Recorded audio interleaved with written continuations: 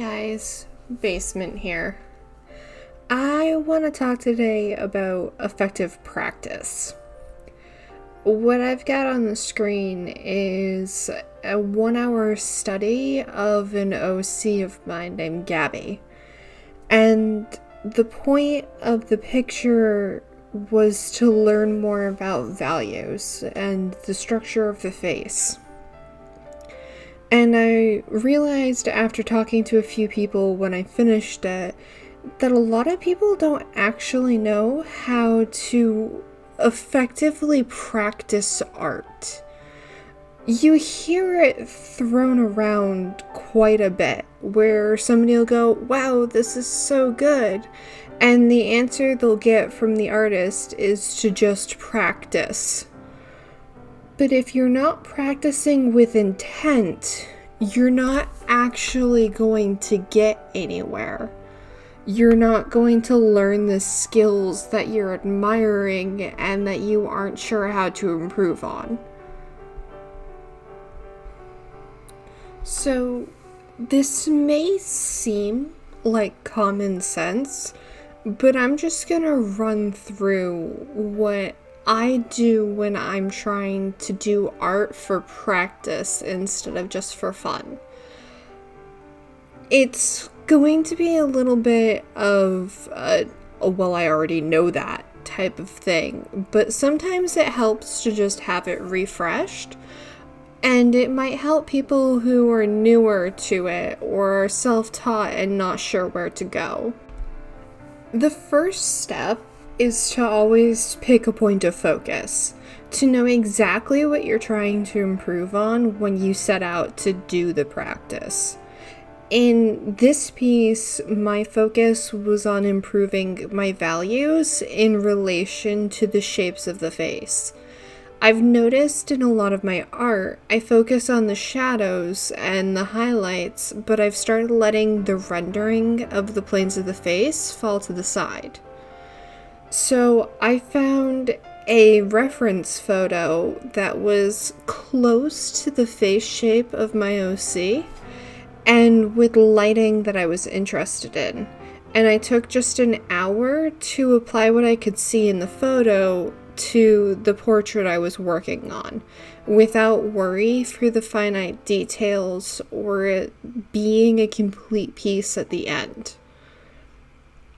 The point of focusing on only one thing at a time is that you're able to truly focus on the skill you're trying to build.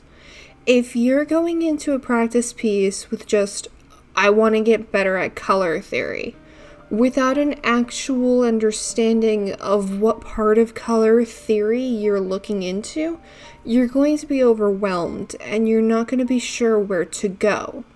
It's easier with each piece to decide something smaller, something that may not seem super important in the overall study of the concept, but that will build the fundamentals as you learn. For me in this one, it was just focusing on the planes of the face. I wasn't trying to learn how to render skin or the actual shadows or anything. I wanted to make sure that her face looked real.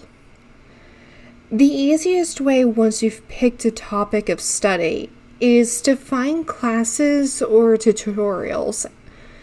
Skillshare is pretty great for this, but you can find plenty of classes and tutorials on YouTube or even just artists' Tumblrs.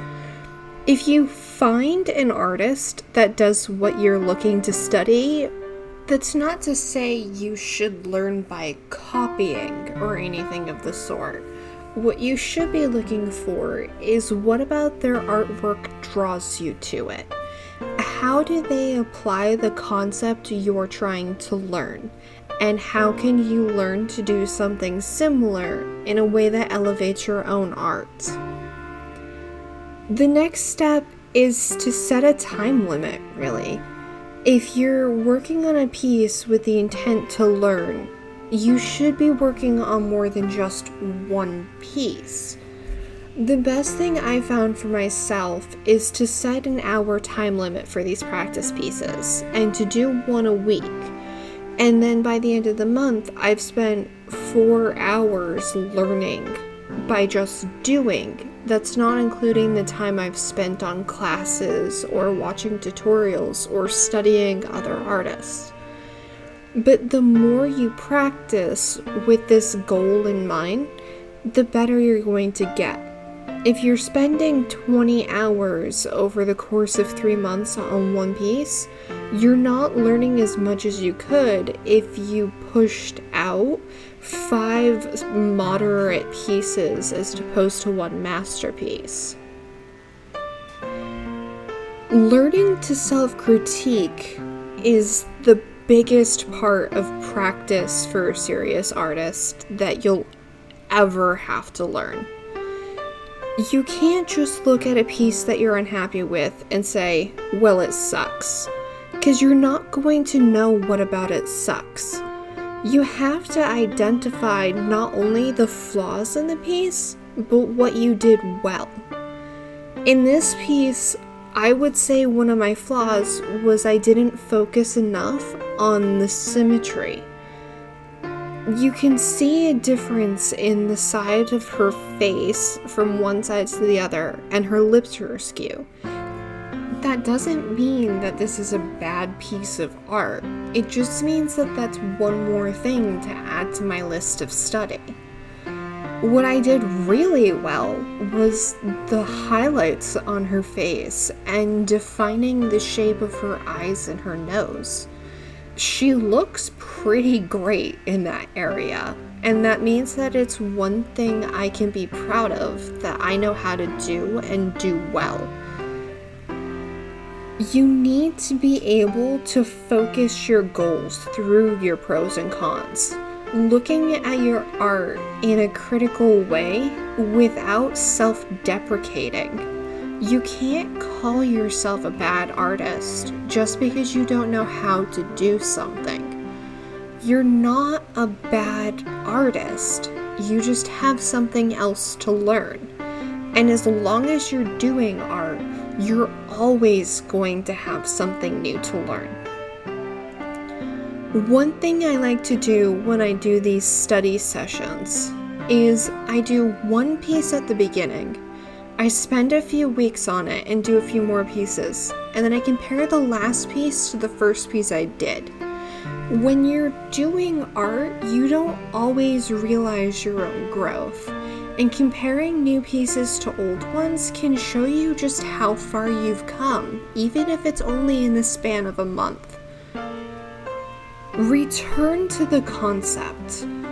Show yourself whether or not you're going lax in a few months with something that you were having trouble with on before. Compare your new work to your old work constantly, and do it in a positive light. This is supposed to be about growth, about learning to do new things well.